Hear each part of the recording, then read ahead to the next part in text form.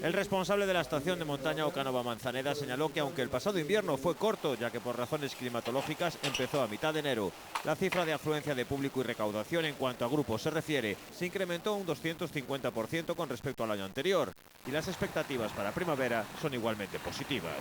O resumen da temporada de inverno pois foi moi bo, pensando tamén que foi unha temporada moi curta. Tivemos 45 días de neve, de 47 posibles, o bo que foi unha tempada moi seguida, con unha boa calidade de neve.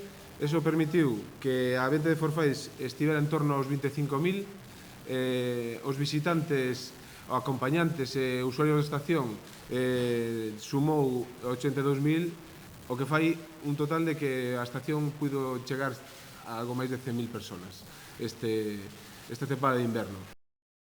Para primavera ya cuentan con la confirmación de la visita de más de 70 colegios de Ourense y otras provincias. La oferta de actividades aumenta con la creación de un campamento de inglés, Manzaneda Speak, la instalación del Bike Park y la incorporación de nuevas actividades recreativas y atracciones lúdicas como el Paintball Manzaneda y la gran fiesta del TAM. Somos unha estación de montaña, cando temos neve temos as condicións para poder practicar o esquí.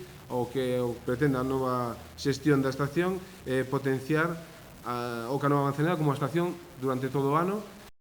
Gustavo San Martín también destacó que la Xunta de Galicia vuelve a confiar en Manzaneda para sus campamentos juveniles de verano.